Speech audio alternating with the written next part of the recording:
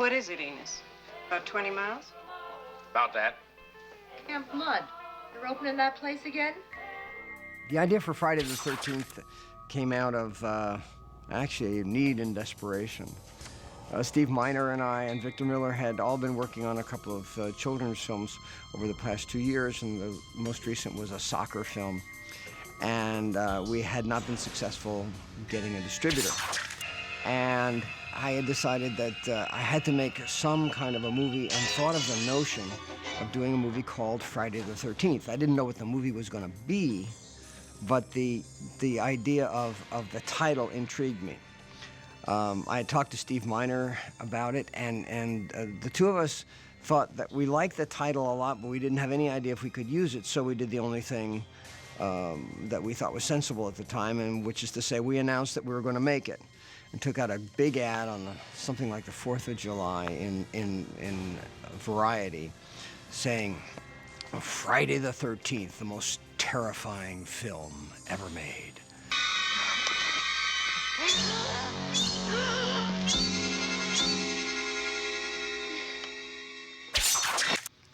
Based on that ad, I turned around and was able to get enough interest to get the film produced, or get enough money to get the film produced. The only problem was I didn't have a script or a start date. I talked to Victor Miller, and he came over to the house, and we had worked together on a couple of other things, mostly softer, gentler kids' films and things like that, and decided, how would you like to try to make a scary movie called Friday the 13th? And he said, I don't know. I've never really made a scary movie before. I don't know how we're going to do it. I said, well, I'm not sure either, but let's figure it out. We sat down at the kitchen table and started to create this thing that became Friday the 13th. The assumption was, anyway, Victor's notion was to start with those little things that scared you as a kid. You know, you think there's somebody under the bed.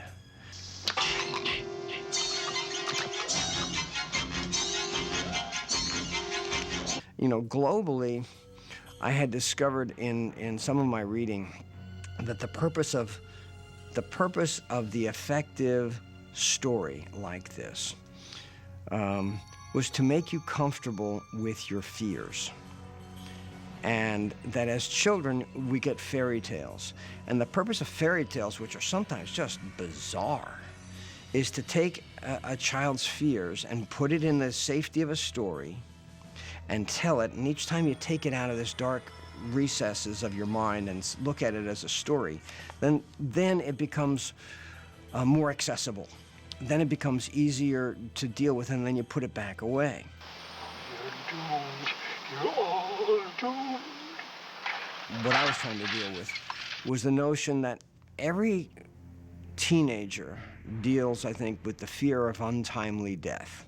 And it usually shows up sometime in high school when there is a kid who gets on a motorcycle and runs into a tree, or there's a car accident or something, and suddenly, you know, the entire high school almost shuts down because we operate in high school with a sense of invulnerability. All bad things happen to them, but never to us. And when we get faced with that I call it the fear of untimely death, it's very distressing. And this was sort of like the watchword of where we were going to go with the film, is just to deal with this notion of untimely, unwarranted death. It wasn't meant to be a morality tale. It wasn't meant to be, well, if you get mixed up with sex or drugs, bad things will happen to you. That was never part of my original notion of the film. It was that bad stuff happens, we know it, let's take a look at it, and it'll be a little less scary. It wasn't any more complicated than that. I'm Steve Christie. Jack Bernard. Hey, this is Marcy. I'm Ned Rubenstein. Welcome to Camp Crystal Lake. Thank you. When we decided to cast the film, we had never efficiently used a casting agent before. And we were fortunate enough to run into Barry Moss and Julie Hughes, who are pretty much Broadway casting agents in New York. And they just supported it and believed in this project from the get-go. And they brought in every young actor that they could find in New York. The casting people on this, Barry Moss and Julie Hughes, were just amazing theatrical casting people. And so once they were casting a film, I think it was their first film too, everyone was like, whoa, this is going to be something, you know? Right from the start, right from the get-go, we knew it was special.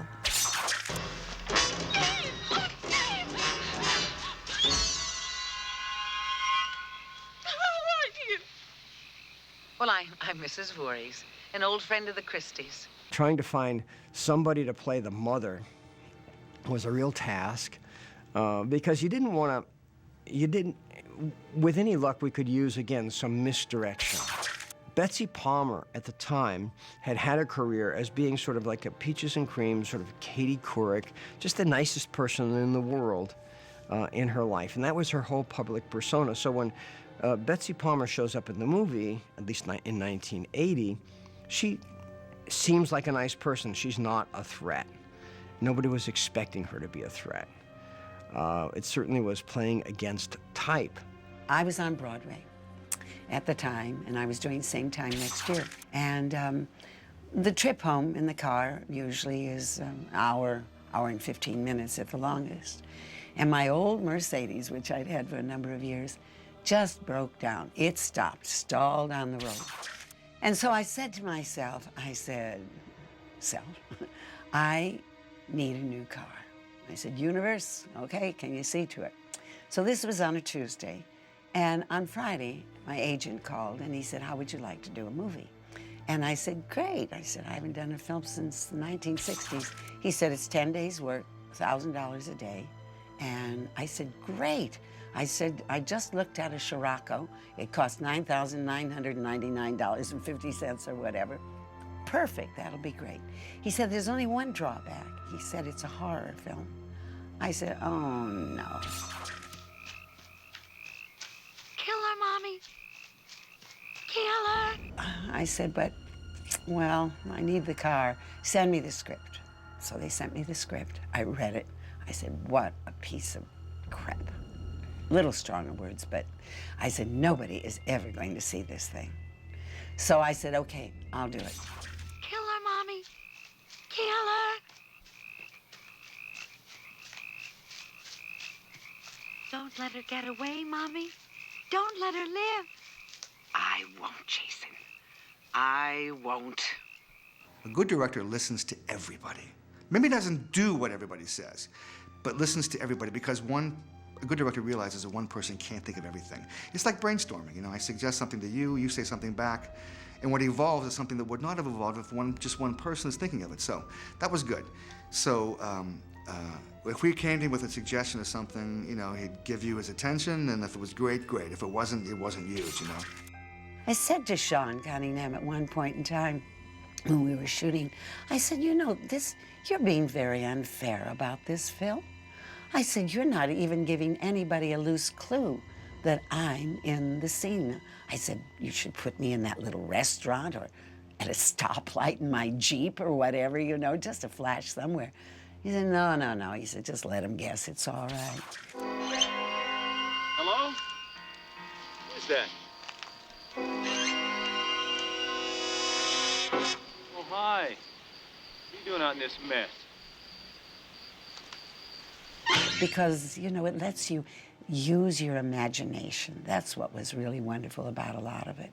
Like the first two kids in the movie, we should kill them gloriously, but you don't see anything happen to them, which makes when something does happen more of a shock, especially when it's so visceral and so bloody.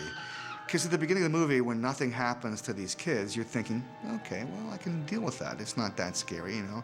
They're not going to shock me too bad. But from the next death on, it was like, oh my God, you know, if they're going to show us that, and they're going to build, what's the end going to be like, you know, which was glorious, you know, with Betsy Palmer's head coming off, Jason coming out of the water. So it did not disappoint, obviously.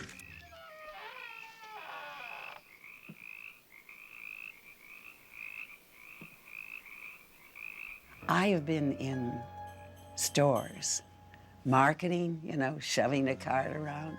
And all of a sudden, I've heard behind me, ha, ha, ha, ha, ch, ch, ch.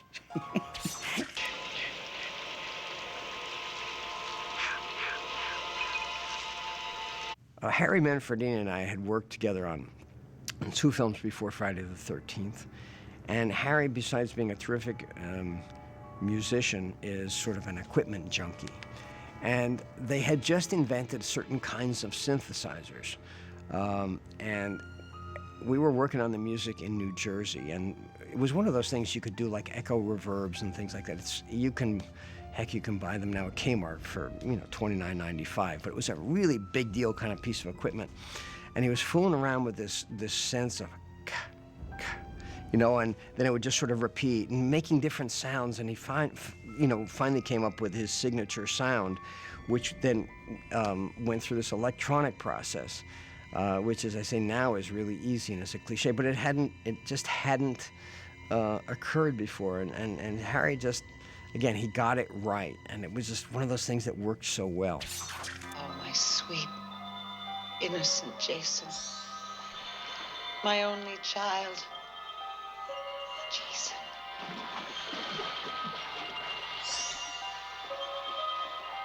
You let him drown. You never paid any attention. Look what you did to him. Look what you did to him.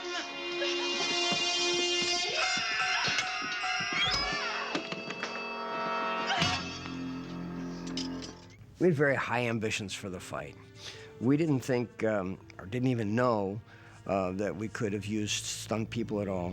In fact, we didn't. There were no stunt people in the movie because that's for a different kind of movie making. We all did everything ourselves. I mean, what you saw was what we did. We got bruised and battered, and Betsy had my hair and smacking my face into the sand, and she really was strong, and it was real, I think that Sean had it scheduled the way we were going to shoot it. But it was still a long, long time being out there in that way and working. And we really wrestled and tussled on the beach. By the time you've been shooting all night and it's 3 o'clock in the morning, you're like a little, you're just so beat that whatever happens just happens, and if somebody starts grabbing, you start fighting back. I mean, survival in any case, it was just, it was real. It turned out fine in the end, but my goodness, it was hard. And we were shooting at night, and it was getting cold, And we spent the next 2 nights, I believe, doing stuff that I thought we were going to be able to get done in 2 or 3 hours. It took a long time to get it right.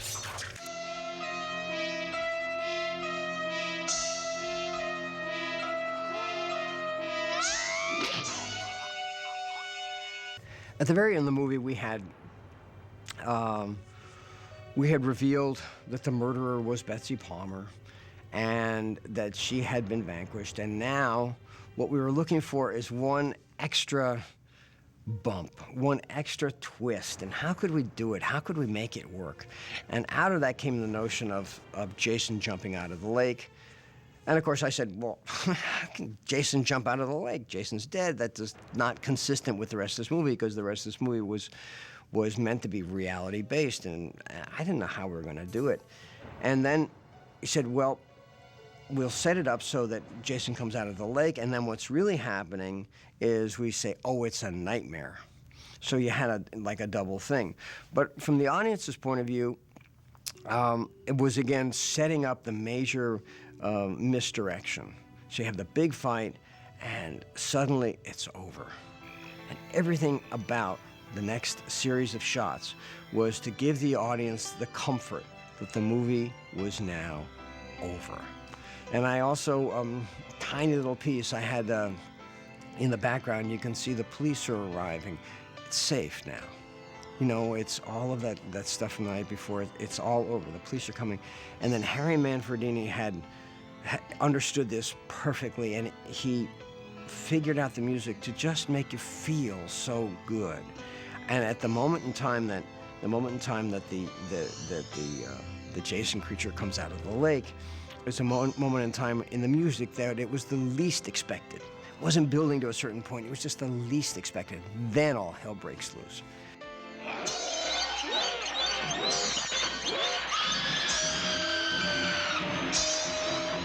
It wasn't tough.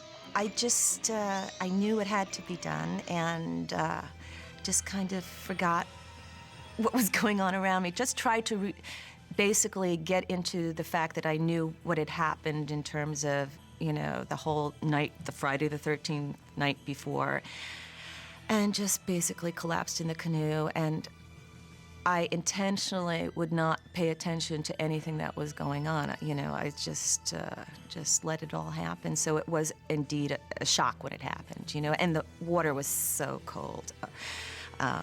We did not have the forethought or the budget for wetsuits, you know, so it was basically my torn clothing and freezing cold water.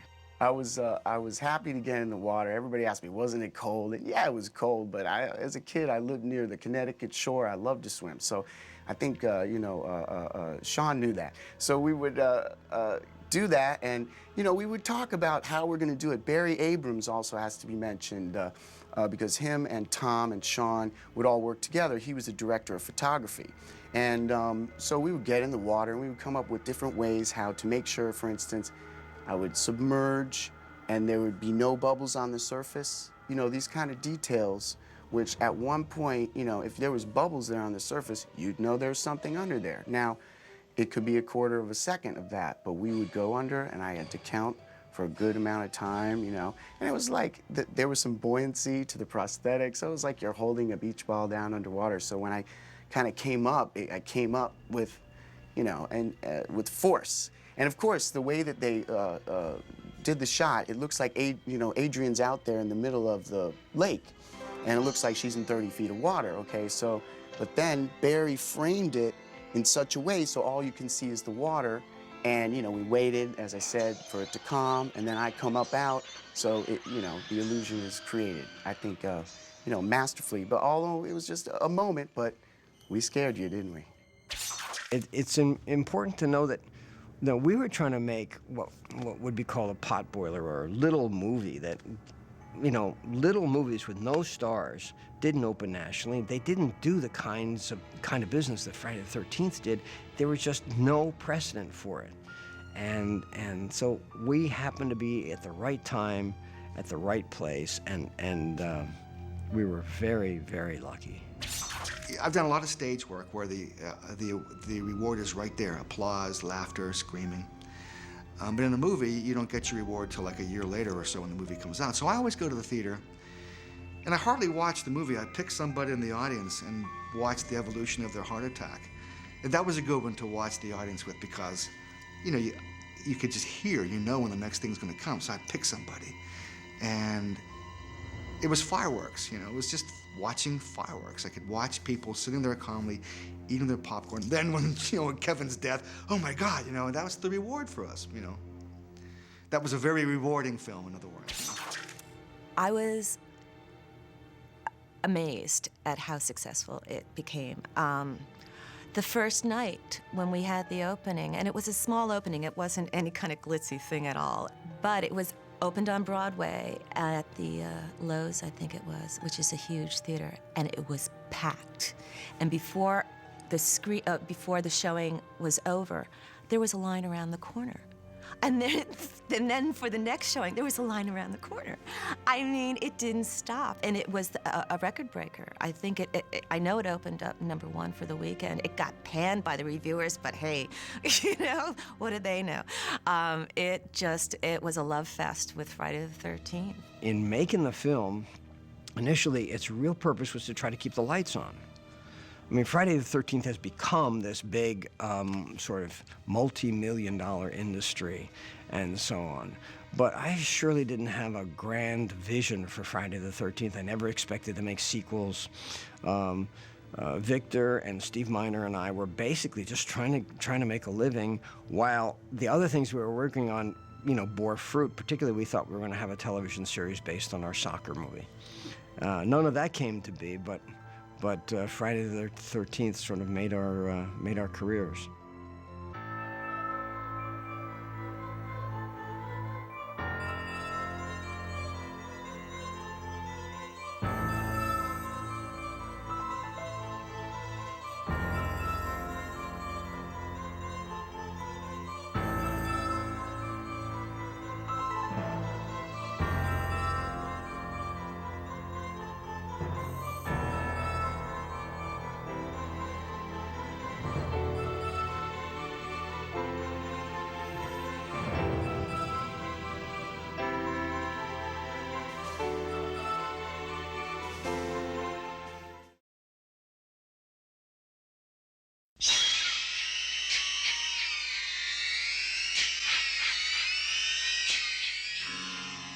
scare anyone. But I'm gonna give it to you straight about Jason. His body was never recovered from the lake after he drowned. When we decided to make the second film, I wasn't sure what it should be. Should we be trying to exploit the title, Friday the 13th, and just have another scary movie with somehow or other connected to Friday the 13th?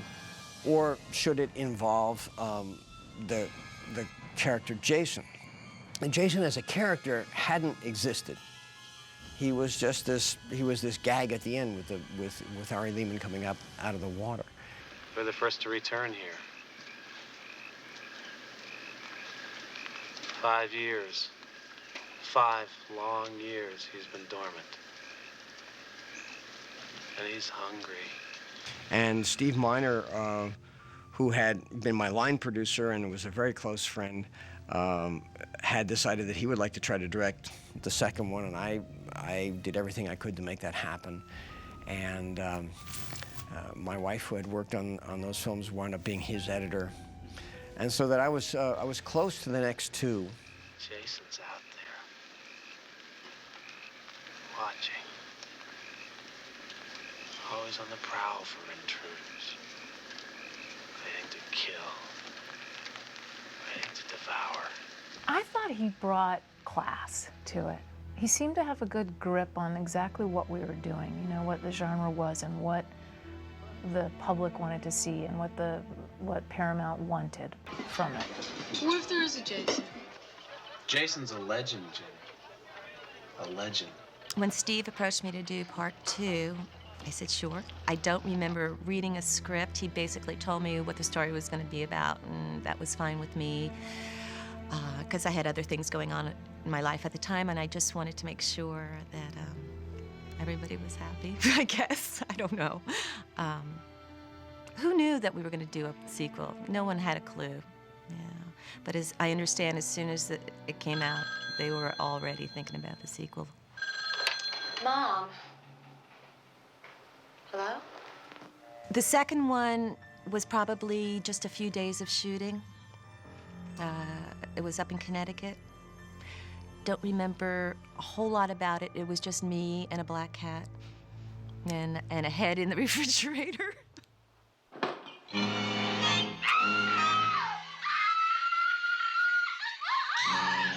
I had come to New York seeking my fame and fortune, like a lot of artists that had arrived in New York City. I went to school at Lee Strasberg. I thought my career was underway. You get an agent. The agent calls you on the phone and says, "Oh, I've got this little part for you to be a camp counselor in Friday the 13th, Part 2." And in that time period, you know, it was kind of just sort of still in the unknown stages. So I said, okay, well, give me the script. I'll look it over, and then I'll go audition. Yeah, I remember I was doing a job, a print job, and I was in the Poconos.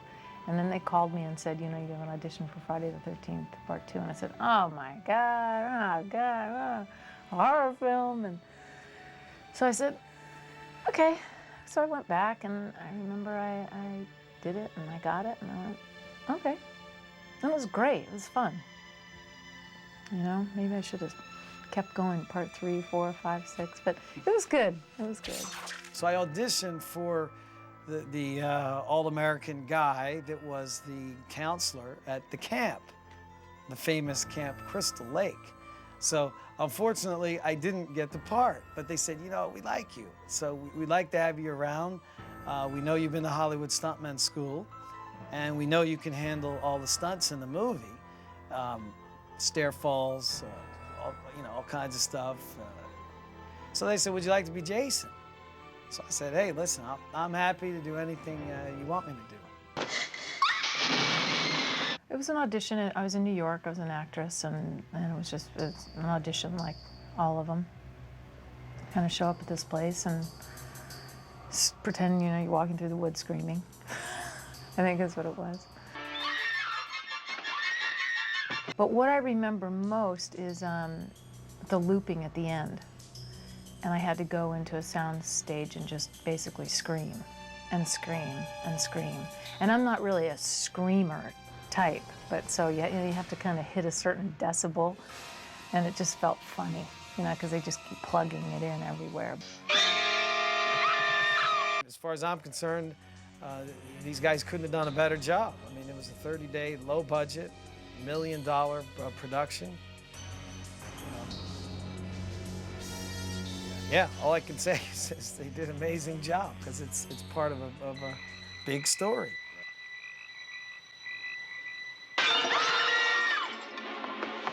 You know what was interesting is that shooting the film, I did like get, as I said, you know, sort of the heebie-jeebies, you know, I kind of give yourself a, but when I saw it, I thought, God, it doesn't look, I don't look half as scared as I thought I was at the moment, you know?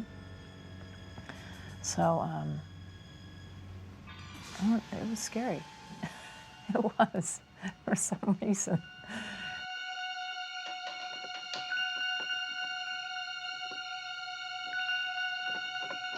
I remember that somebody had their old neck all make-upped up, you know, with all the wires in it and everything, and they couldn't eat dinner. They had to like eat in a straw, and they like, you know, had slashes in their head, and you know, seeing like your friends hung upside down and with gaping wounds, and it's just like, and it was cold, and it gets like creepy after a while, you know, and all of a sudden, and also I'm living in this sort of zone of fear, you know, trying to kind of elicit as much fear as I possibly can, so maybe that had something to do with it.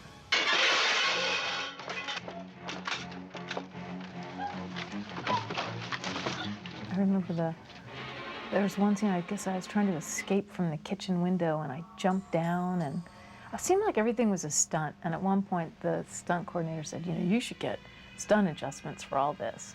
And all of a sudden I kind of felt cool. I thought, oh my God, I'm doing all my own stunts, whatever that meant. But, you know, the adrenaline would start going, and, you know, you just sort of jump here and do this. Okay, you're gonna jump out of the window, and then you're gonna run down here. But, you know, in the meantime, you'd slip and fall and, like, try to get your grip and bearing and, you know, and starting the chainsaw. You learn quickly, you know?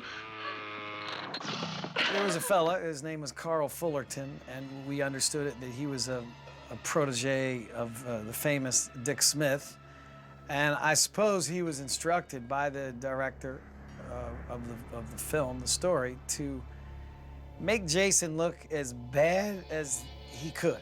And Jason, they thought he was dead, but he was stomping around the woods, and he was getting chewed on by animals, and he just had this horrible life, and he was supposed to look as bad as they could make him. 2 sets of plate dentures that went, you know, in my mouth, and built up gums, so it really distorted your face. Rubber forms that got glued all over your head. New mouth, they closed this eye off, which is very painful if you close an eye off for like 12 hours at a time. They built a new eye here. So you get a little dizzy, you lose your depth perception, and then I do all these stunts, you know, not knowing really, you know, where I was. So you had the fake eye, you had the teeth, all this mongoloid hair, and it had a little bit of the Elephant Man look to the structures of the skull, and then with this long hair, you know, coming down. And by the time my final, the one scene where the Jason's face is really seen for the first time in the movie, you know, I was angry and I wanted to kill somebody. And I'm drooling and snot's coming out of your nose. I mean, you are just in another world. You're hurting, you're pained, you wanted to blast through that window and kill this girl. No question. So that Jason face, it was horrific.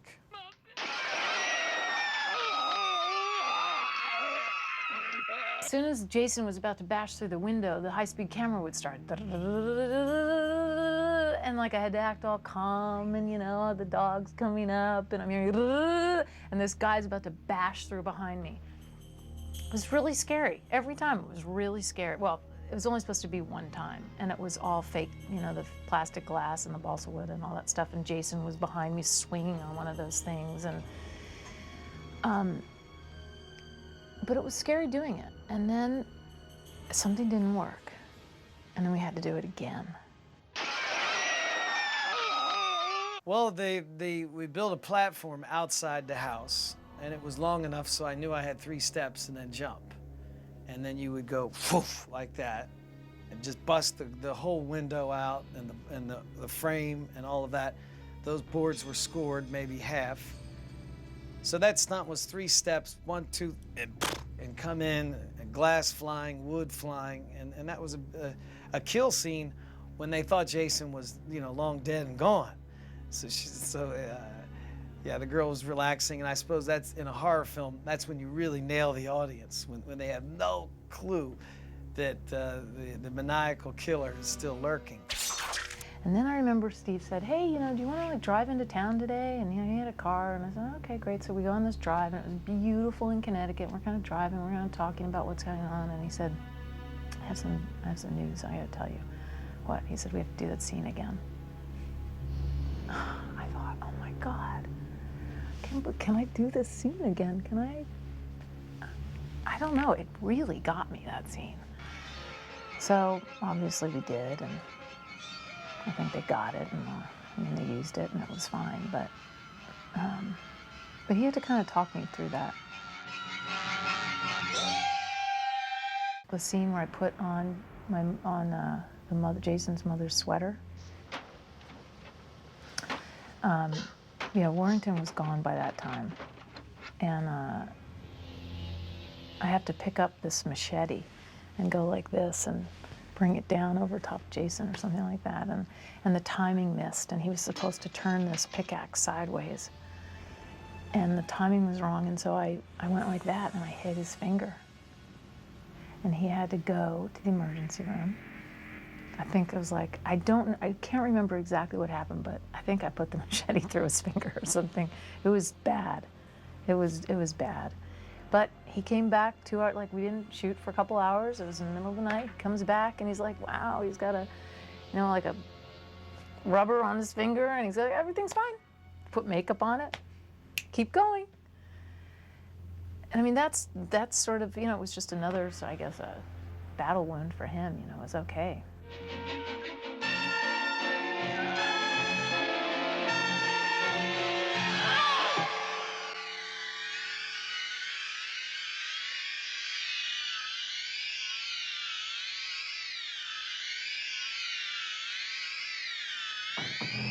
It was like we were playing a game in the woods. It was very exciting for, you know, somebody 21, 22 years old to be working in a motion picture. I don't care what you're doing. I don't care if you're an extra, you know, walking by somebody. This is very exciting to be involved, to be part of something.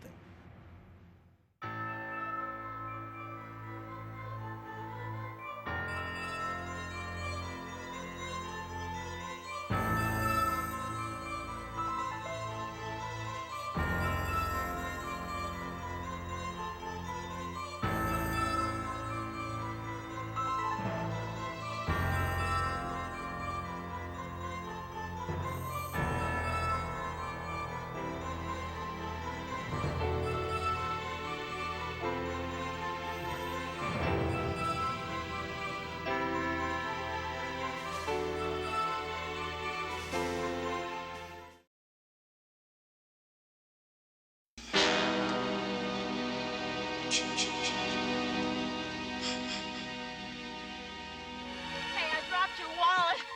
I'm sorry. I got it. Who are you? What are you doing? Hey, now cut that out right now. That's not funny.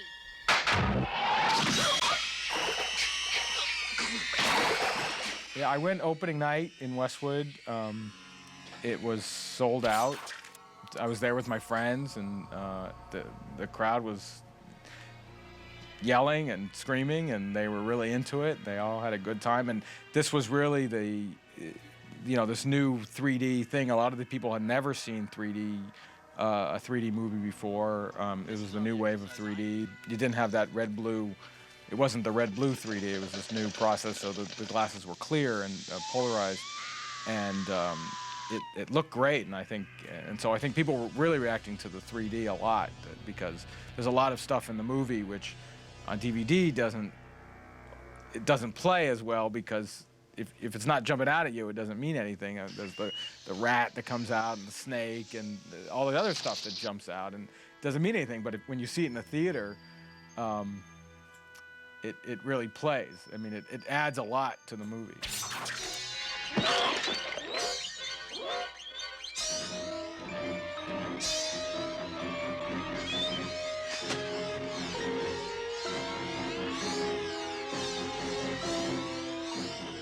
I'd met Steve Miner, and in a conversation with him, told him that I'd spent the previous 6 months researching all different 3D methods available for feature film production. And Steve said, I'm about to do a 3D film, and asked me if I'd be interested in doing it. That's how I came to it. I had not done a 3D picture before. I'd been always interested in the technology, and particularly in the storytelling aspect of it.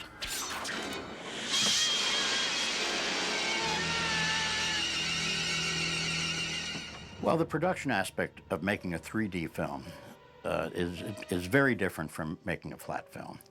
For one thing, you need all of the backgrounds lit, because there's no 3D without a background, particularly at night. You also need to be very conscious of the physiology of 3D, not to do things in the photography that strain the eyes and make people give up on the illusion, which they do, because 3D is in the end an illusion about suspension of disbelief.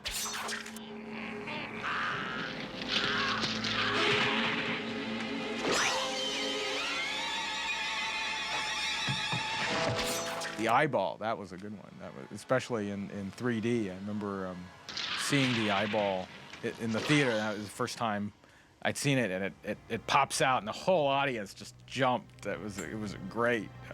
That was a great moment. The eyeball scene is one that's often commented on about 3D. Well, we didn't have time for tests. The camera system was new. We were evolving it as we went. But I had read someplace in very old literature going back to the 1920s, that things that are lit overexposed slightly, and things that tend towards the red tend to come off the screen. So I overexposed that eye about a half a stop, 2/3 of a stop, and it came right off the screen and into everybody's face. Hold on!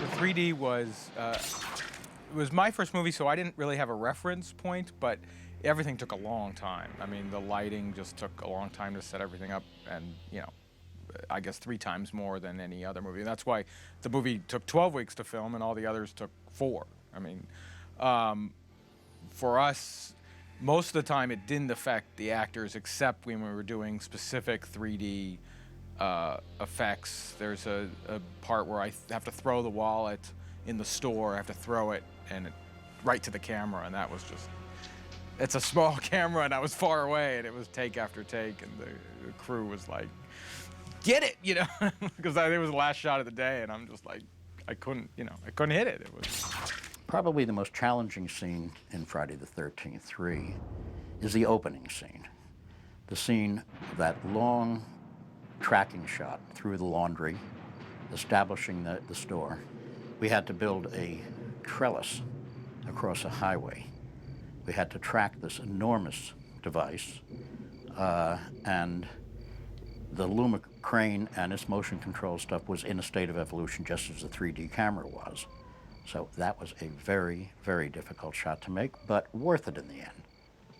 Camera system that we used on Friday the 13th, which was the Marx DPIC system, was really at that point not mature enough for this sort of production. So Friday the 13th was the test bed for both a new way of doing 3D and also for a new Kodak emulsion, which had its own problems. We were the first production to use that as well. What followed in Jaws 3D, what followed in many other productions, was all enhanced by the work that was done on Friday the 13th.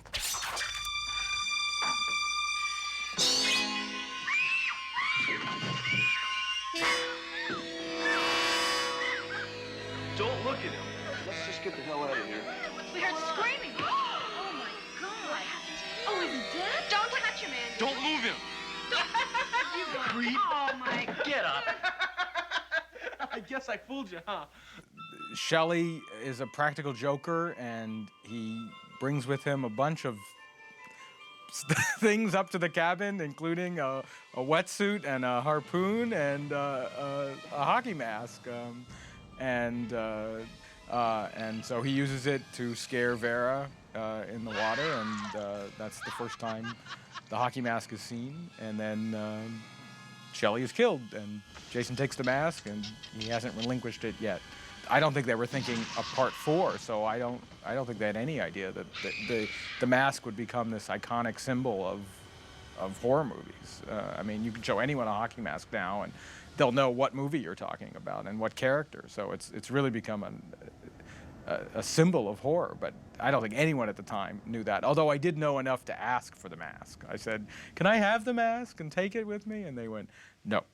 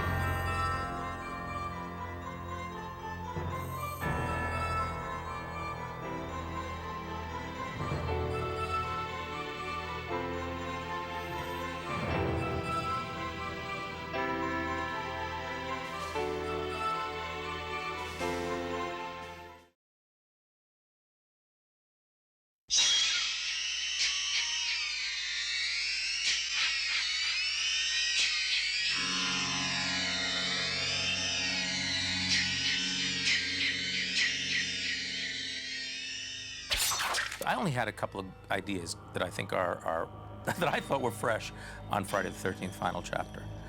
I thought that we could make the kids more real. Where are we now? Lost? We are lost. Pretty creepy, huh? Yeah.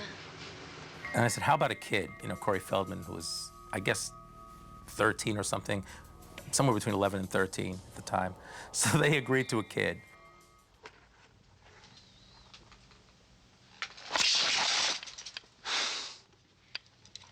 Then I thought, gee, a dog would be nice. All these terrible things they know that the studio should hate. So we got a dog in there. Gordon! Hey, Gordon! Where have you been, huh, Gordon?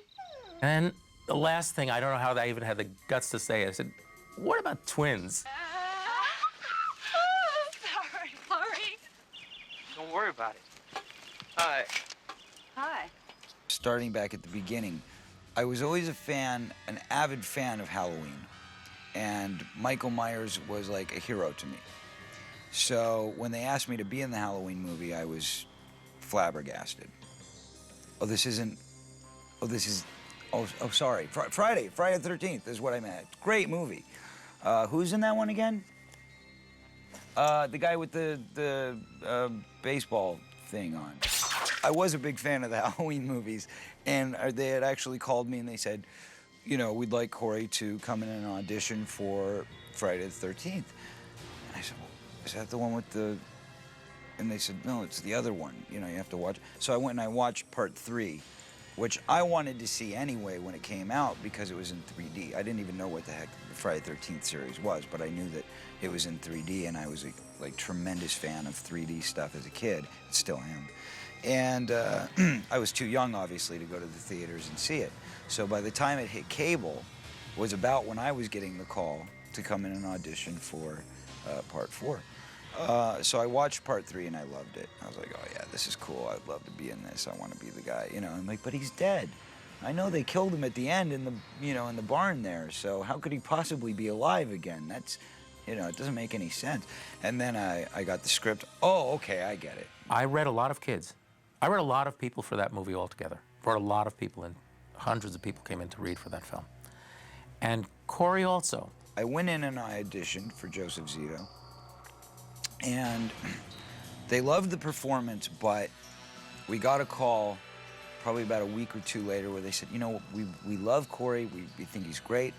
Joseph Zito, the director, is a little bit concerned because Corey's a small guy, and he just doesn't look like he'd be able to even lift the machete that's the size that he's got to pick up to whack the heck out of this guy at the end of the movie.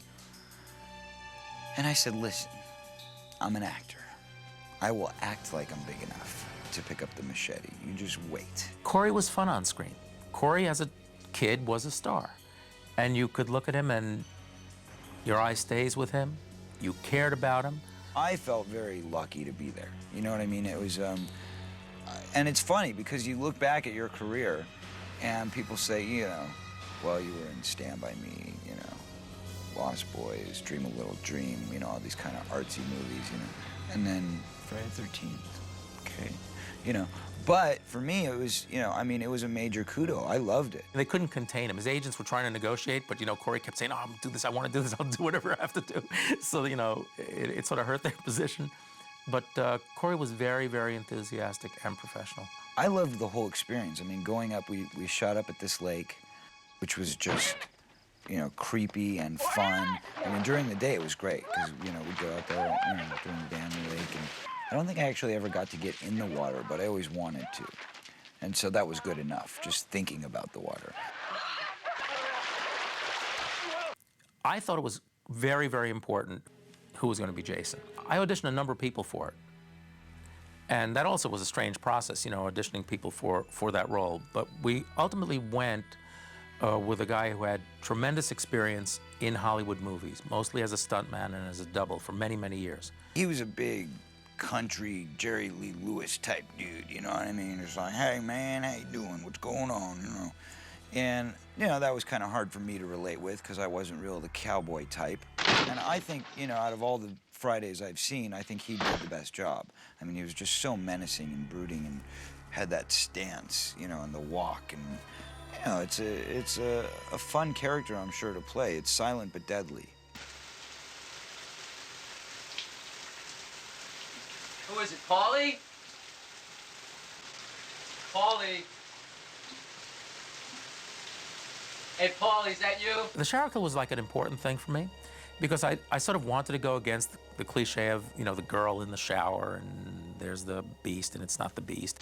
I took the guy with the prettiest guy with the most, you know, chiseled face, with the most perfect face, and he's the one in the shower now. It's not the girl in the shower. And what does Jason do to this guy? Jason loves to use tools, right? He's you know, he's some kind of carpenter handyman. He loves tools. Instead of tools, he just goes right through the glass, grabs the guy, and smashes him against the tile. You know, just smashes his face. It was sort of fun in a way. I mean, not that, you know, smashing someone's head in the shower should be fun, but it was more fun than just doing another cliche thing.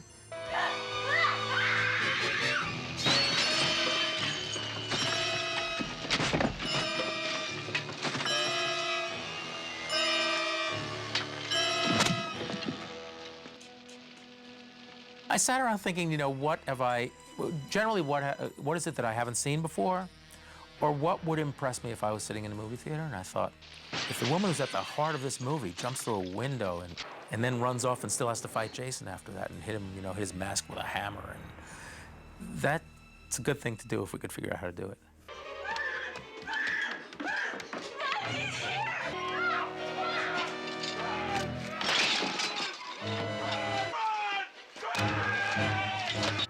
also had a lot of license because it was my impression.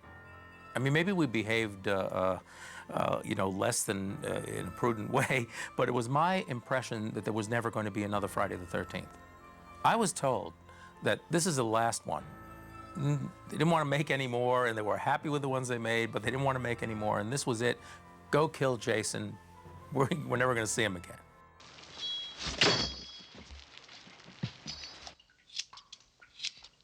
The entire end sequence, after I shaved my head, I had a bald cap on. I didn't really shave my head, folks.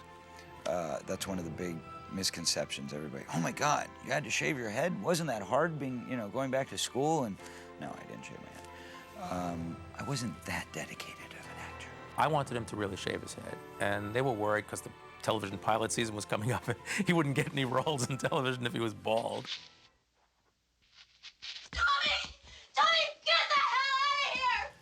Didn't shave the head, had a bald cap on, and I was wearing it every day for probably like 2 weeks while we shot that entire end sequence. And because of it, I got very, very ill because your body temperature rises when you cut off the circulation in your brain or in your head area. So wearing the bald cap every day for, 12 hours a day, I was getting sicker and sicker, and as I would get sick, my temperature was rising due to the bald cap. Jason! Jason! The most intense, I would say, part of the entire shoot was just prior to that, we're doing the scene where Rob gets thrown through the window. And the way they shot it was one entire shot. And I'd never seen this done before on films because usually, when you're dealing with a stunt or something spectacular in nature, you want to kind of get one, make sure you got it, and then you move on to the next piece. Well, this was like a 2-3 page scene. And they said, we're just going to shoot straight through. So the part where she runs back in the house, Tommy, Tommy, Tommy, and I'm on the stairs. What's going on? What's going on? Hurry! She says, lock the doors. And we're locking up the doors and bolting everything. All of that straight through to when I run upstairs and she runs back out of the house was all shot in one take. And then they went back in for coverage. What happens is they give us the timing several times. Okay, so he's flying through the window, beat, beat, beat, you back up, beat, beat, beat, he comes through the window, beat, beat, beat, picks you up, then she hits him with the hand. Everything was timed and staged and set. So we start the scene, Joseph says action, we're running around doing our bit, the guy comes through the window, beat, beat, beat, I back up, beat, beat, beat, no Jason. Okay, well, maybe the stunt didn't look right, maybe they didn't throw him through the window properly, maybe a piece of makeup flew off, I don't know. They're probably gonna yell, cut any minute. Boom! And all of a sudden, Jason comes smashing through the window, probably 10, 20 beats later than he was supposed to. Scared the shit out of me. This huge man comes through this window with such force and impact, picks me straight up into the air. I'm only, 2.5 feet at the time. So he, picks me straight up 7 feet in the air or whatever. I mean, I was just losing it. So all of that expression that you see on my face, I was not acting, folks. That was very genuine. It was horrific.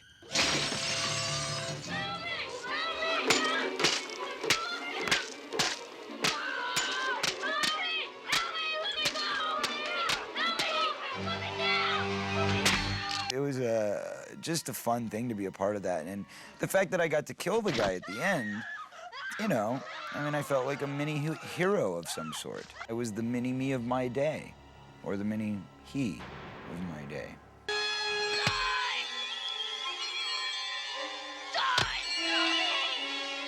When Jason is finally killed, Tommy is saying, die, die, and we go to white. And I was in this theater in New York. It was a 1,000-seat theater, filled, every seat filled.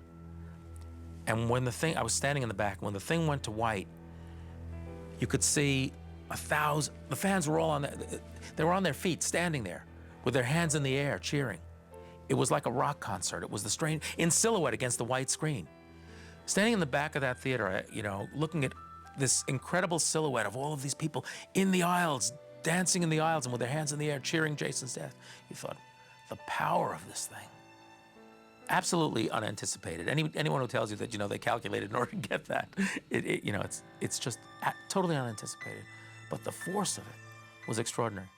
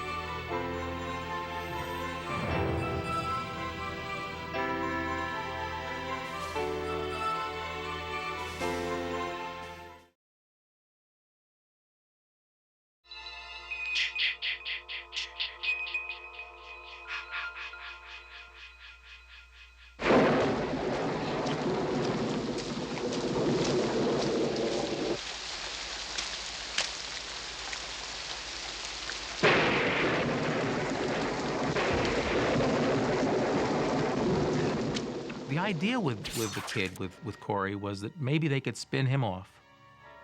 So, I mean, this is my idea. I didn't have this conversation with the studio. I just thought if I leave it open that way and give him that look at the end, that maybe that will be a good thing and create a part 5, 6, 7.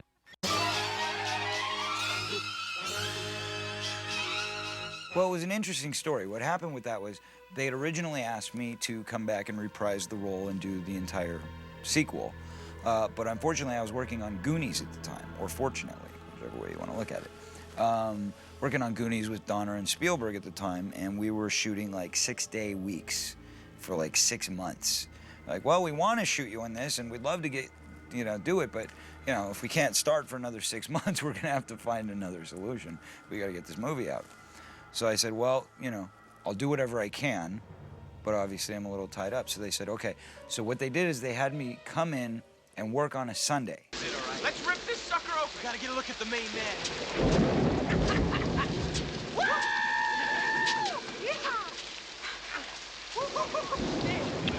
So I'm working 6-day weeks on Goonies, and on my 7th day, I had to shoot Friday Part 5, then go back to Goonies. So I think it was the only time in my career as an actor, just working for SAG, where I actually shot 13 days in a row without a break.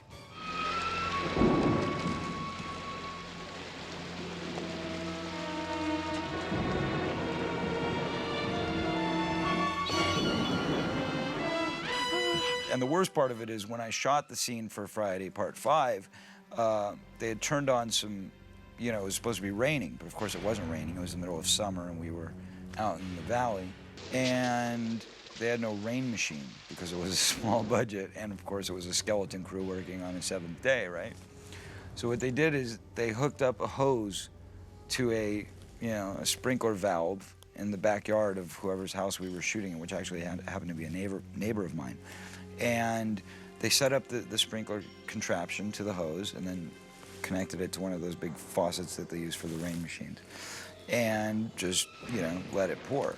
So not only am I working on my 7th day before going back into a full another work week, but I'm standing there freezing cold, and there is no Jason there being put into a cemetery plot. It's me standing in my neighbor's backyard, freezing my ass off, going, "Ah!" And they're like, okay, now you're seeing him come out of the grave. Now he's coming after you. Now he's chasing you, and I'm just, oh, okay, yeah, okay, great. Can I get dry now? Thanks, So it wasn't the most pleasurable memory of my career, but it was brief, short and sweet.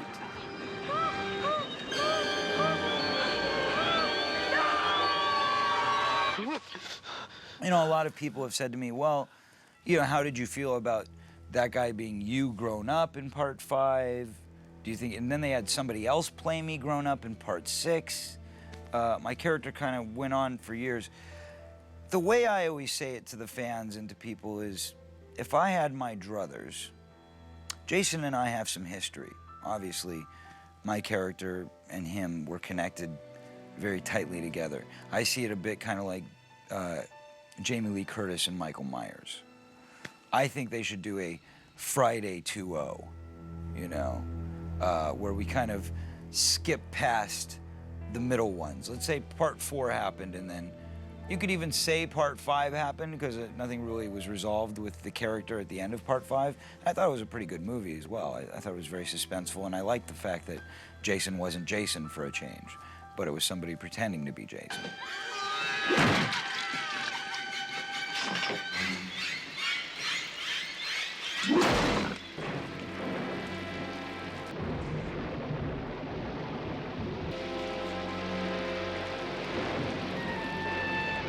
But the way I would, you know, wish it to be, if I could go back and do it again or whatever, is that we would kind of skip over 6, 7, 8, 9, and kind of pick up the plot line right after 5, and have me come back as the character, as Tommy Jarvis, and do it grown up, and you know, have that kind of final confrontation. I think that would be a lot of fun.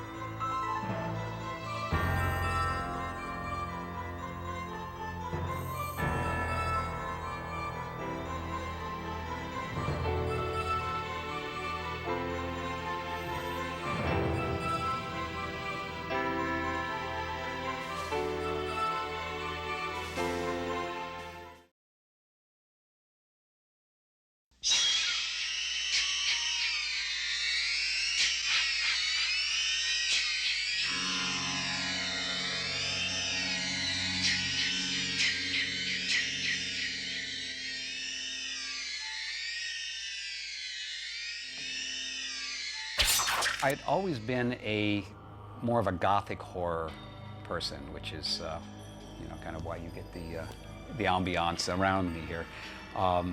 You know, loved Edgar Allan Poe. My first film dealt with, you know, death and floating corpses and claustrophobia and things, and so I wanted to kind of get those elements into this. This was an era when basically if you had a killer, a knife, a forest, you know, teenagers, you had a pretty good chance of getting a film made.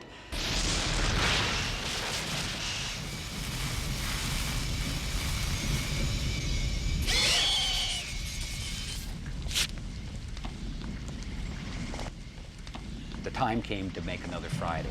They felt that there was still, you know, there's still an audience, you know, they still wanted to do another one. They weren't sure exactly what they wanted to do with it, and I was basically given, you know, carte blanche to say, you know, here are the films, pick up from here and see what you want to do with it. And so my discussions with Frank Mancuso Jr. were really in, you know, how do we make sure this delivers for the audience that it's intended for? And from my standpoint, I said, well, I do want to have, you know, a sense of style and humor with it. And he said, you know, fine, just don't make fun of Jason, you know, you can have the humor in all the other areas. So I had a lot of freedom in that regard. This is great! CJ was great. I'm going to let out a little secret that I don't think people know, but maybe they do. If you're a really hardcore fan, you may know this. When we started our Friday the 13th, CJ was not Jason. The stunt coordinator, Dan Bradley, you know, was Jason. And the first day or two, I think it was the first 2 days when we were in daylight, all the stuff where they're doing the paintball stuff, you know, if you look carefully, you know, you'll see it's not, you know, CJ's body type at all. It's, you know, Dan was physically, you know, quite a bit different in terms of, you know, his size and the way he moved and everything else. And I got a note from the studio after they saw the first day of dailies, and they said, you know, we want a different type for Jason.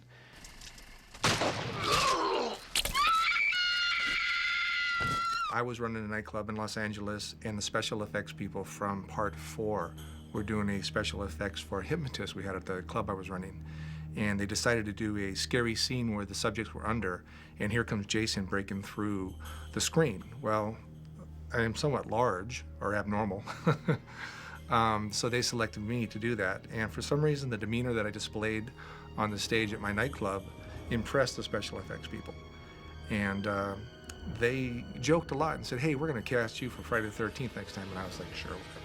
Part 6 came around the corner, and lo and behold, I got a phone call to go meet with Frank Mancuso Jr., which I did. And the first time the meeting went well, of course, and the stunt coordinator, Michael Nomad, wanted an individual who could do stunts, as did Frank Mancuso. Since not being a stunt man, but spending 4 years in the military prior to that, and having good physical structure, everybody was comfortable with, my ability to do it. But I didn't get cast, for the record. I did go out to another stunt man, and within 3 or 4 days of the first dailies coming in, things changed.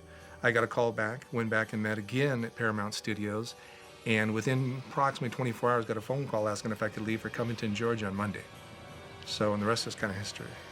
The second I met CJ, I thought he was just perfect. I mean, and he just had, this almost Terminator, machine-like quality, being this Marine. Though you're the principal, that wasn't my mentality. I was there to do a job. I was being paid very well to do a job. So I was always kind of like the mentor to everybody. In fact, when we were in California, I had a big mobile home, and it was huge. I mean, I was like looking up and down this mobile home, and what I was doing is I was giving all of the transportation guys and girls, they could sleep in the mobile home. They're working 12, 14-hour shifts. I'm on set. Go over there and sleep. CJ never complained. I mean, and it's a grueling job playing Jason, and especially at the long hours, and it was freezing cold there, and going into that lake, and doing the fights and doing everything. He did all his own, stunts and everything, and just, he never ever once said anything other than, thank you or yes, sir. As far as the actual underwater scenes, a little claustrophobic. You got to realize I was truly chained 20 feet under the water. There was no way for me to get away if the safety divers did not come in when I signaled for air. So you had to have full ability as far as the safety divers knowing that they'd take care of you. And Michael Nomad and his team, I was fully competent. And when I would signal for air, I'd pop my mask up, and in would come a safety diver, since I couldn't see, and physically put the regulator in my mouth. I'd clear it, take a few deep breaths, give the signal thumbs up, and we go back to acting. The interesting thing about the underwater stuff is that was actually 3 different locations, because in Georgia, we had this big dark lake at night that we had the light, and of course, the actors got out there and did all that. It's freezing and horrible and filled with water moccasins and God knows what all in that water. And then we went to USC to their pool and shot, the beginning of the fighting and all the stuff where we could actually needed to get the camera in closer, because we couldn't obviously in the middle of the lake. And then the sun came. I had one night to do it, and the sun came up, and that we couldn't shoot anymore. So then I called up my parents, who lived in Culver City at that time, because they had a little pool. And I said, would you guys mind if I came and shot, the last part of the movie in the pool? It's like, sure, yeah. Having no idea that I was going to be grinding up Jason's head, with this motor, and turn the whole pool, blood red with gooky stuff. And my mother was freaking, but my dad, thought it was the greatest thing ever.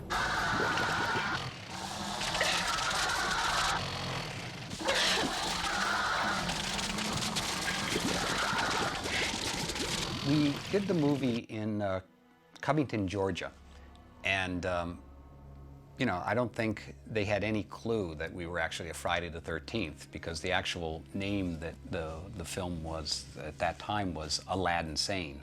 If you remember, for the old timers, the David Bowie album Aladdin Sane, and we were also playing off of the words Aladdin Sane.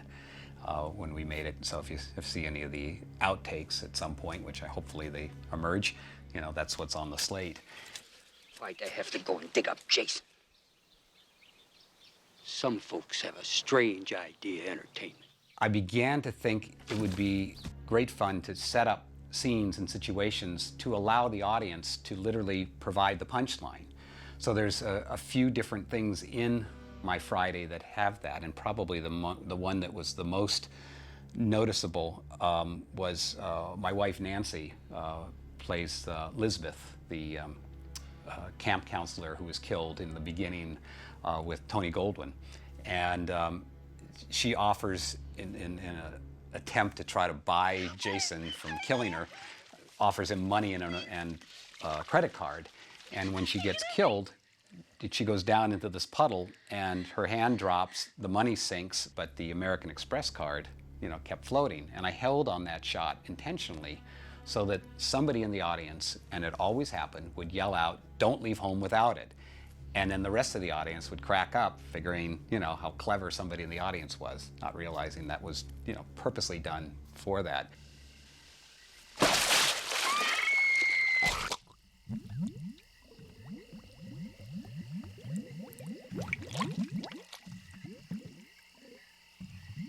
Yeah, if you watch the film, I tried to put a lot of little in-jokes, little nods to different things that were either influences or friends or whatever.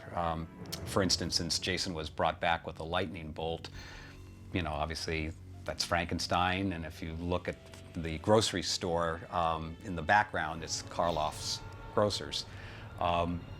When they say, you know, where's Tommy driving, you know, Cunningham Road. Come on, Dad. You can at least have them drive out to Cunningham Road and look for him. Megan. We just got a call from Carpenter, being another town. The best I can do is call the station in Carpenter and have them keep a lookout for them. One of the kids falls asleep reading No Exit, which I felt was another way of putting a little bit of dark humor. I tried to give the kids, too, a sense of humor, even the young kids.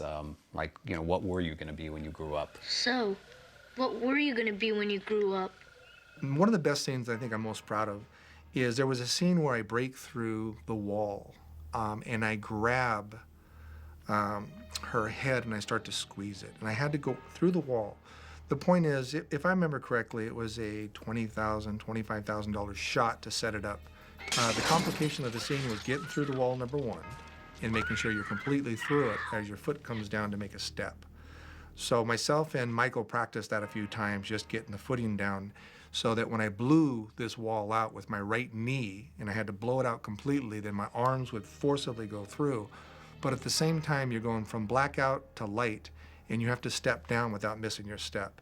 I think I was most proud of that because we did it on one take.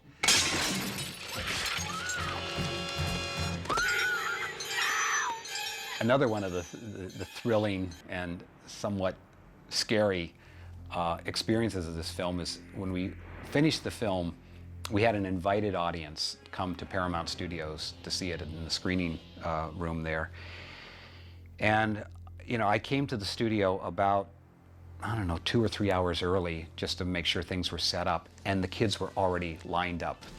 They were so into this movie. I mean, it was amazing. I mean, just to hear, I couldn't tell if the movie was working or not working because they were just constantly talking, yelling, screaming, applauding, laughing. But there was times you just couldn't tell. Were they just having a party? When the movie was all done, I came up to Frank Mancuso Jr. and I said, I guess it worked. What do you think? He goes, oh yeah, no, it worked great, but we need 3 more kills. I said, what do you mean 3 more kills? We're all out of money. No, your producer saved a ton of money. We're fine. We can go and shoot 2 more days. So I'm thinking, oh my God, who am I going to kill? He says, I don't know, you'll figure it out. So, you know, the caretaker had not died. So, you know, that kill was added, and the couple out in the woods that see the caretaker getting killed, that was added. We gotta get to the sheriff's office. And Sissy, who was just pulled through the window, and then later you saw her decapitated head. Now we actually showed, you know, Jason do it. So there was just, you know, things to kind of beef up either what we already had or, you know, add these other elements. And I was a little bit upset only because, you know, I had made it 13 kills, and I was very proud of that fact. I was kind of staying with these little rules that I came up for the film. But ultimately, they were such kind of interesting sequences, and I just thought that was one of the images for me that was always very nightmarish was the thing of seeing Jason after he had just killed the caretaker, turning and looking at the guy that sees him, and then starts after you, and that's, to me, is one of the the great nightmare images that we have, is somebody where you're watching something that you shouldn't be watching, and suddenly they see that you're watching them and come after you. And it's very small and basic, but that we didn't have something quite like that in the film, so that was to me a very nice addition.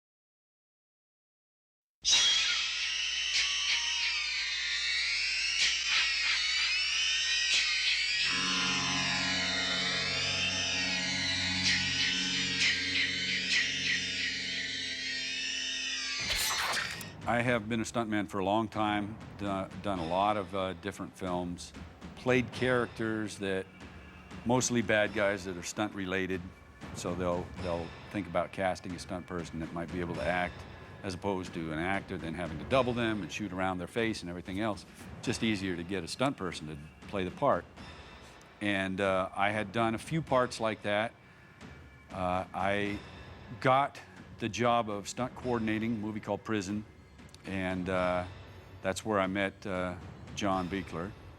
I guess it was quite an achievement for John to even convince the executives at Paramount that I should be considered to play Jason. I actually pitched him to Frank Mancuso and showed him a headshot and a resume, and he says, he's fine, but I don't really care, but he looks kind of small to me. I don't think he can play Jason. So I actually got together with a buddy of mine, Tom Calloway, who ended up shooting a lot of the second unit on the movie, and Kane, and we created a mock-up suit with a hockey mask and shot a test where he's picking up a guy and throwing him through walls and stabbing people, and it sold Frank that, okay, I understand what you're trying to do here.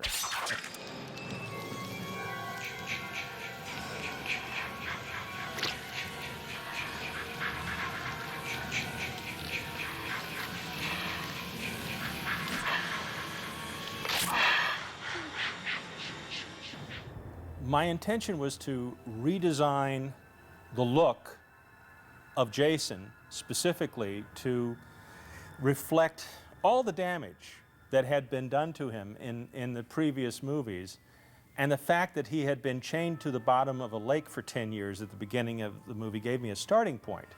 I mean, he was resurrected from the dead in the previous one. They shoved the blades of a motorboat into his neck and his face, and I just got tired of seeing a guy in a gray costume wearing gloves with a hockey mask walking around, and there was nothing wrong with him. So I made a lot wrong with him. That aside, I also wanted to have an opportunity to do some really striking, over-the-top situations with regard to the story. And there was a lot of conversations being had. Ultimately, we settled upon him meeting a match that would really challenge him. Jason?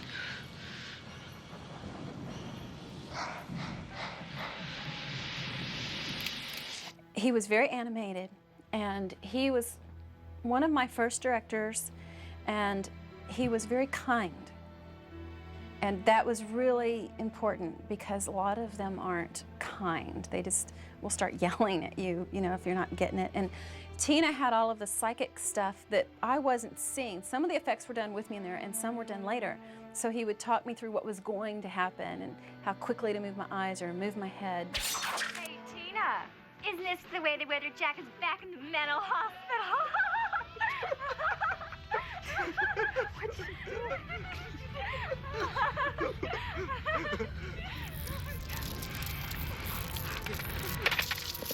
Wow.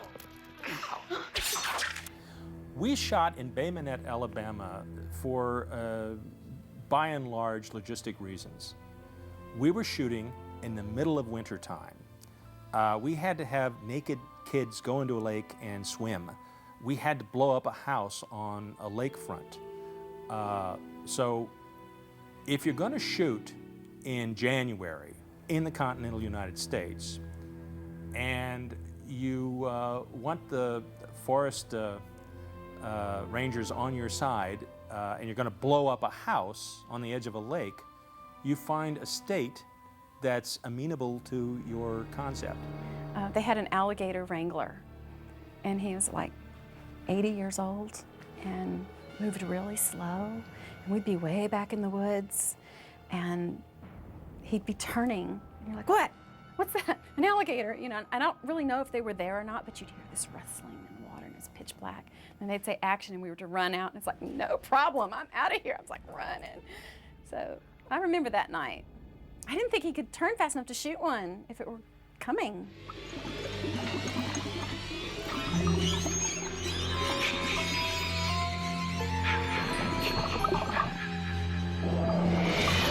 The underwater stuff was incredibly difficult just because I had to hold my breath so many times that day.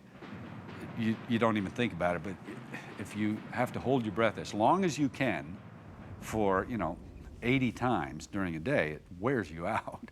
I was exhausted after that day, and all I did was sit underwater.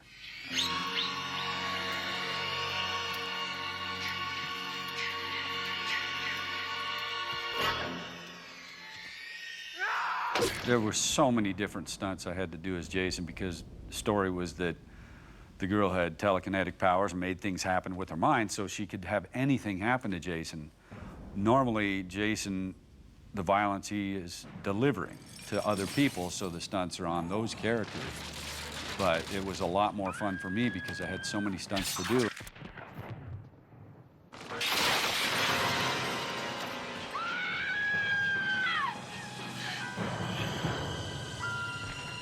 I'm not really very short, and the window wasn't all that high from the bottom of the windowsill to the top. It was all breakaway glass, and I had to just run and crash through it.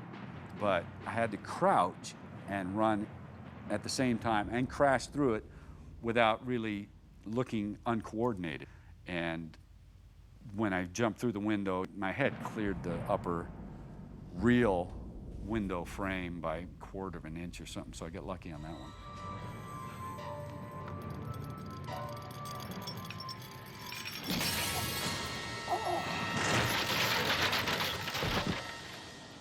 The scene that was written where, and as I remember it, in the script, it was written where Jason follows the two people up the stairs to where the door, of course, is locked and they have no way out.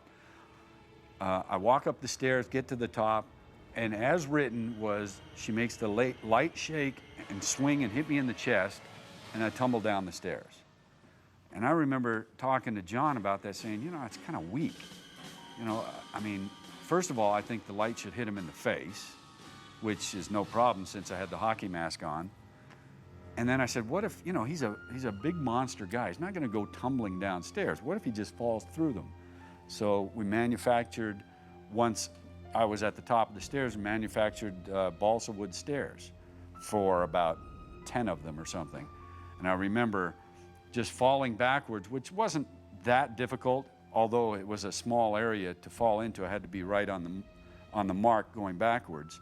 And I wanted to fall like a tree, which is why it's such a dramatic fall going through the steps. And I had a landing area underneath, but it was very narrow. And come to find out after the stunt that I went and looked at the stairs, and my head had crashed through the very last balsa wood stair. The one right below that, which is only 2 inches away, was where the practical one started. So it's a good thing I didn't go any further, because I would have really smashed my head on the real wood.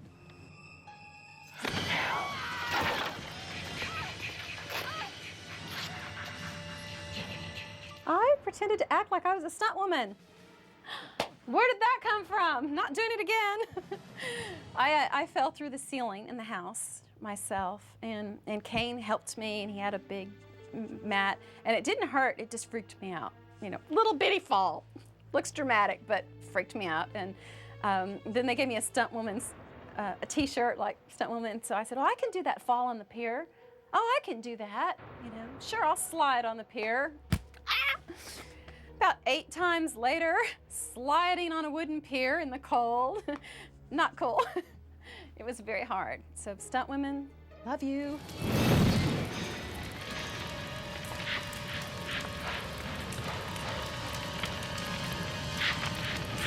And the fire scene is really one of the most difficult ones I've done. I've done a lot of fire, fully engulfed fire stunts, but that was different because of the costume I had to wear, and also the fact that we ignited on camera, which I guess you don't really think about it, but most often when you see someone on fire, you cut from something else to the shot of him already on fire.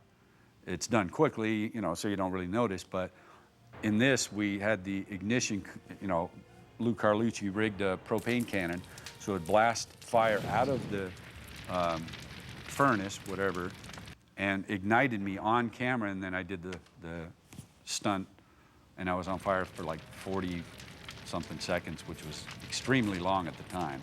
Still is fairly long, but back then it was almost unheard of. But because of the stuff that I had to wear as the character, we were able to manufacture some safe materials to be able to do that.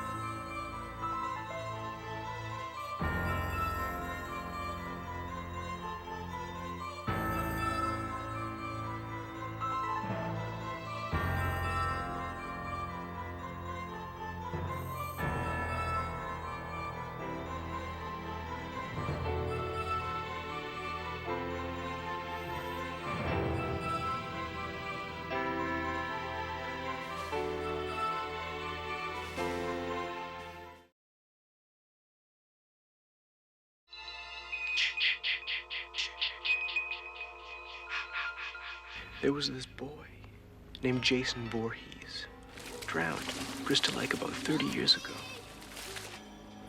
None of the counselors heard him. A bunch of years went by, and everyone forgot about it. And that's when the murder started to happen. I was working on Friday the 13th, the series, and loving it, because it was just little 1-hour movies, and they really turned us loose. They gave us a lot of creative freedom, and there were guys like David Cronenberg and Adam Egoyan directing them, and Frank Mancuso Jr. was really good to us with letting us go off creatively and write and direct whatever we felt like, with, of course, his guidance. And I had done several of them, and they, I guess, liked them, and they came to me and they said, would you be interested in writing and directing Part 8? And I was like, I blinked. I said, are you really? I was thrilled, you know? I mean, who wouldn't be? So, believe it or not, I had a thought of combining Freddy and Jason in a movie. And I'm not sure whether I was the first one who came up with that idea or not. Probably not, because it seems like such an obvious idea. But they explored it. And what they found out was, between the two studios and attorneys and all these other things, they couldn't come to an arrangement that would make everybody happy to combine them into one movie. So that went by the wayside. And the next thought is, I said, can I take him out of Crystal Lake? Can we get Jason out of the lake? 7 movies he's been in the lake. Let's do that. And they thought, yeah, that's a good idea. Let's try that. What are we going to do? And then we brainstormed. And I think I said, what if we take him to a city? And Frank Mancuso Jr. says, well, if he's going to go to a city, it's going to be New York. And I was like, oh, perfect. And so that's where Jason Takes Manhattan came from. So Jason Takes Manhattan came up. I expressed a desire to play the part again, and they weren't against it. So I was hired once again. We did the entire film in Vancouver, which is kind of interesting. Jason Takes Manhattan, but we shot in New York City for 2 days. That's the one thing that, and everybody that's seen the movie that said, well, wait a minute, it's Jason Takes Manhattan, it's not Jason Takes a Cruise Ship. And I agree with all of them. What happened was, in my first outline for the movie, it was flopped the other way. 2/3 of the movie was in New York, and 1/3 of it was on the boat. It was on the boat, let's get to New York, and then I had scenes written for the Brooklyn Bridge, Madison Square Garden, more extended stuff in Times Square, all these New York scenes, all the famous. I had a scene at the Empire State Building too. And the problem came down to budget. They said, you cannot spend that much time in New York. You can spend a little more time there, but you can shoot in Vancouver, or we were looking for all these locations where you had to stretch. At that point, that was the most expensive Friday out of the ones that had been made anyway. Times Square scenes, which might have to be one of the most fun scenes that I've ever done as the character, because there were so many people on either side of Times Square watching the filming, because we were right in the middle on a traffic island, and I was in full costume. It was pretty amazing, because I would stand there in between takes, and I didn't want to take the mask off to destroy any illusion, whatever, just to have more fun. And I would just stand there, and people would be watching, and I'd just turn and look at them, and they'd go nuts. And it was like so amazing that I felt like, one of the Beatles or something, because the response was so tremendous. And we shot there all night. Did a funny scene with the kicking of the radio and all that, so it was just a really fun night. You a dead meat slime bag!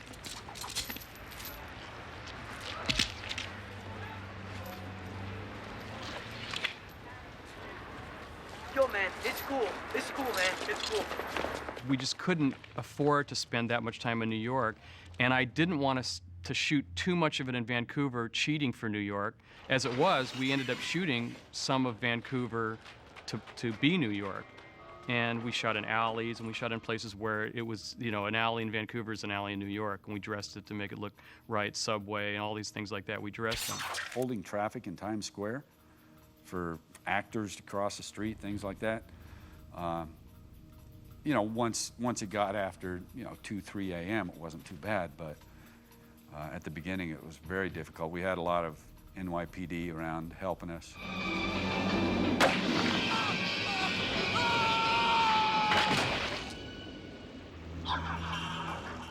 The boat is another interesting story, because since it became clear as we went through the process of pre-production that we were going to spend more time on the boat and make it into, we wanted to milk everything you could out of a boat, everything from the sinking to Jason getting on board and all these other things. We had to come up with, what can we do on this boat that'll encompass everything we could have done on land? Okay, we want a disco, we want to have a kitchen, with knives, and we want to have all of these different things. And of course, we want to flood it later on, and lightning and rain and thunder and all these things. So we shot, actually, we used 2 different ships to do that. And the irony there is that 3 days before we started photography, the main ship that I had picked for our ship, our hero ship, that was going to be the Lazarus, that sails out to sea with them, we lost the ship. There was a location snafu, lost the ship. And I had 3 days to plan all these shots before we started. And so we found another one that turned out to be even creepier than the one I picked, but it was really small. It was half the size. So the trick was to make it look twice as big. And the way we did that is you never see that ship in one shot, the whole thing from stem to stern. You just don't, you see like the front half up to here, you see the back half to here, you see it looking at the deck this way. You never get to see a big wide shot of it. And we got really close with extremely wide lenses and made the bow just go, you know, look really big. And it worked, and it's creepy. It's a creepy old ship anyway. And then we used a different ship for the interiors, and then we built some of it on stage for certain shots. There's a shot where Jason's walking down this corridor, an exterior corridor, and he turns and he looks into Rennie's room, and the camera goes off of Jason and goes shooting through the porthole, and then all the way through the porthole into her room, into a a fairly close shot of her. And the way we did that is there was no way to do it on a ship, and we couldn't get any kind of a lens through the little porthole. So we built that on stage, and we built a wall where the porthole's in the middle, and it's like this. And as soon as the camera cleared that little opening, they flew the walls out, so the camera and everybody else could get through and go all the way into it. Check it out! Damn, we're in New York! That rowboat that they're in, I'm sitting in that rowboat with him. I got Brian England here. He's shooting the thing, hand-holding the camera, and we're filming V.C. Dupree and all the whole cast in that boat, paddling in. They're actually rowing that thing. It's not fake. There's no CGI. There's no anything. When you see the Statue of Liberty, we're shooting it from that little rowboat. And we did that. We also did a Times Square thing. We built a little subway station, which the actors went. They squatted down and pretended like they were coming upstairs because we couldn't dig a hole in the concrete. We put in the bars, and they get down low. And if you watch the movie, you probably can't tell, but they did a really good job of walking like munchkins and then slowly getting taller and taller as they came up these fake stairs into New York. So there's one huge, like a 40-foot crane shot where they come up out of the subway and look around, and the camera comes rising up and does this whole spin around, takes in all of Times Square and ends up back in the center again. So that was great. That was fun doing that.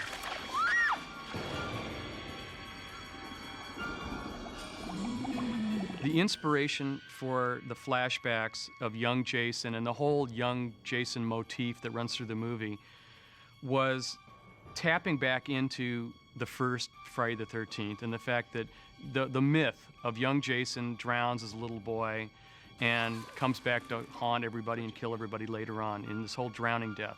I mean, I'm a writer first, and then that was my first movie as a director, but my background before that was as a writer. And so let's come up with a story here that really ties in mythic elements of Jason as a young boy and all that. And so the idea that came out of that was that Rennie was, as a young girl, post Jason dying and all that, was going to get a swimming lesson, as it were, from her uncle, who's a mean guy, and shoves her overboard to teach her to swim because you're either going to drown or you're going to swim. And there's the whole myth of Jason still being down there and young Jason and grabbing her. And she's got this total fear of water through the whole movie. She literally was dragged down by young Jason at one point, and it's freaked her out ever since. And now he's come back, and she's having visions of him again because he's right there on the ship with her, and it trails all the way through to the end of the movie.